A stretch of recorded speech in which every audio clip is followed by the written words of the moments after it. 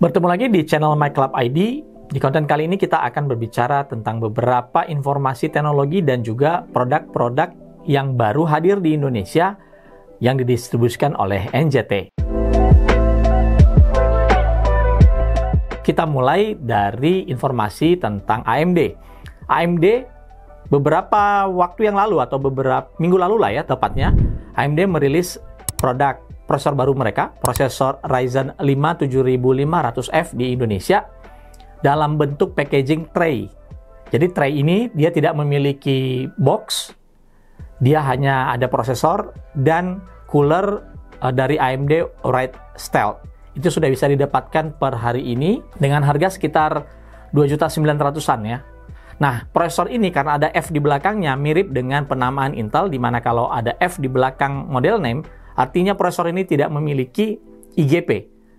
Sehingga teman-teman wajib menggunakan kartu grafis jika ingin memilih prosesor ini di dalam PC-nya. Lalu untuk kecepatannya itu kurang lebih sama, atau performanya ya, itu kurang lebih sama dengan Ryzen 5 7600. Karena beda clock-nya itu cuma sekitar 100 MHz, baik itu di boost maupun di base clock. Jadi overall kita hanya bisa menikmati perbedaan atau penurunan kinerja itu sangat tipis sekali. Mungkin 5 atau bahkan mungkin ada di bawah 5% ya. Nah, untuk bisa mengenable prosesor ini tidak perlu update BIOS. Dengan BIOS yang ada saat ini di motherboard A620, B650, dan X670 semuanya sudah bisa langsung boot dengan prosesor terbaru ini.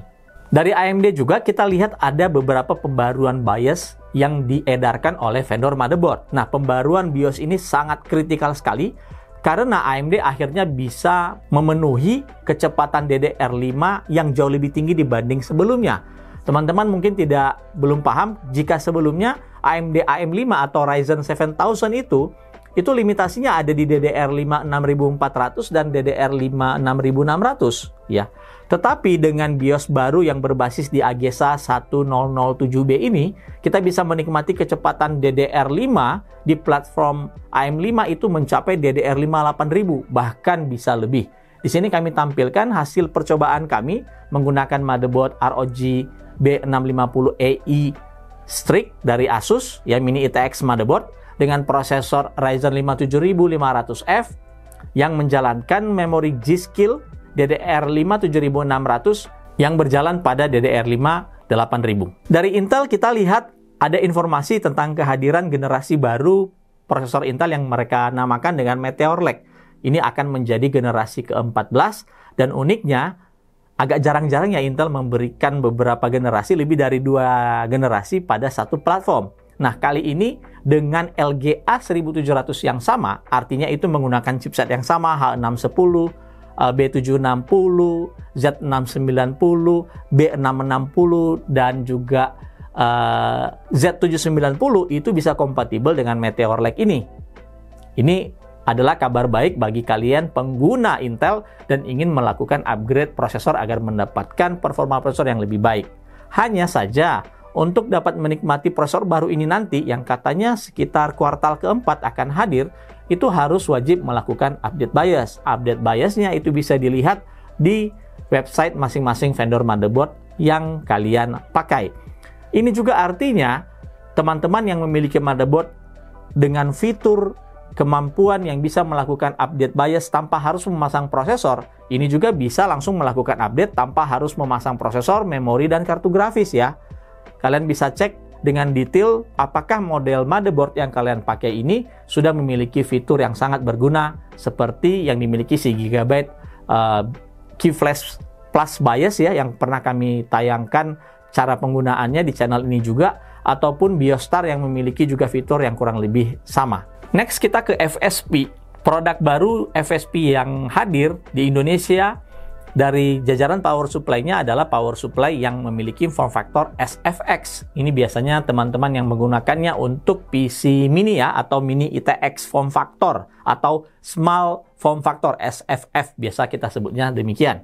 Nah, ini serinya masih sama seperti sebelumnya, serinya Dagger Pro, hanya ada pembaruan besar-besaran pada seri Dagger Pro yang baru ini, yaitu mendukung standarisasi ATX 3.0 dan juga memiliki konektor kabel PCI Express generasi kelima. Artinya Dagger Pro yang baru ini sudah bisa mendukung out of the box untuk kartu grafis berbasis GeForce RTX 4080, 4070 Ti, 4070 dan juga GeForce RTX 4090 out of the box. Jadi sudah ada konektor PCIe Gen 5-nya. Dan juga tentunya kemampuan power excursion yang menjadi standarisasi ATX 3.0. Sehingga prosesor-prosesor modern ini sudah bisa benar-benar dijalankan di power supply baru dari FSP ini. Garansinya 10 tahun ya. Dan kemudian ini juga masih bisa digunakan untuk kalian yang masih menggunakan casing ATX karena dalam paket penjualannya itu disertakan adaptor dari SFX to ATX. Tapi keep in mind kalau kabelnya ini tidak sepanjang kabel power supply ATX biasa. Sebenarnya untuk FSP sendiri yang lebih kami tunggu adalah apa yang mereka tampilkan saat Computex kemarin, di mana saat itu FSP menampilkan beberapa produk casingnya yang sudah memiliki fitur kabel manajemen sendiri. Jadi kabel power supply itu sudah mereka manajemen sendiri ya. Ini sangat menarik sekali. Kemudian kami juga melihat ada beberapa cooler, baik itu berbasis heatsink fan dan juga berbasis AIO atau water cooling system.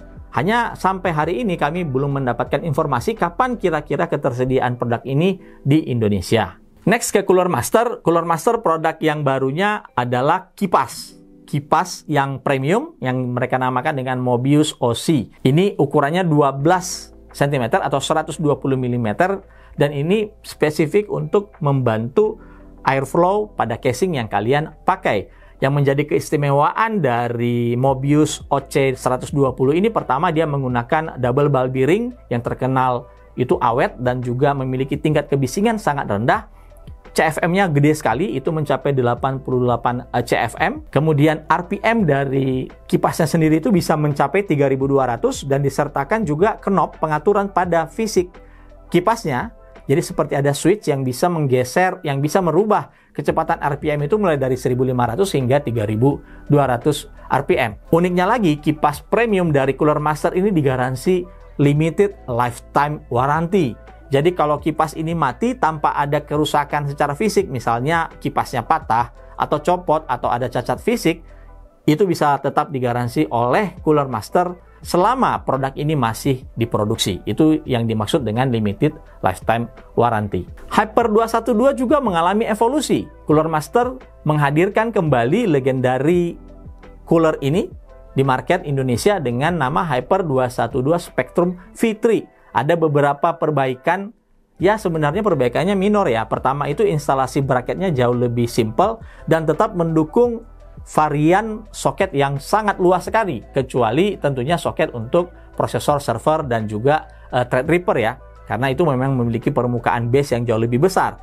Tetapi prosesor desktop pada umumnya ini sudah bisa disupport dengan Hyper 212 Spectrum V3 ini. Uniknya lagi, kipas ARGB itu bisa langsung menyala otomatis. Jadi efek bling-bling konfigurasi warnanya itu langsung otomatis bisa ditampilkan tanpa harus kalian membutuhkan motherboard yang memiliki header atau fitur ARGB. Fitur ARGB ini nanti bisa berjalan kalau kalian ingin melakukan kustomisasi efek yang terjadi pada kipasnya. Tentunya dengan menggunakan software yang kompatibel dari sisi vendor si motherboard. Dari G-Seal sendiri, NZT sudah mulai memasarkan dengan cukup serius dengan beberapa model non-binary memory DDR5. DDR5 yang kapasitasnya itu tidak umum ya. Biasa kan DDR5 itu 8, 16 ya, kemudian 32 dan 64. Nah, memori yang DDR5 ini memiliki kapasitas mulai dari 24 ya, 48, 96 dan bahkan nanti mungkin akan ada yang 192 GB.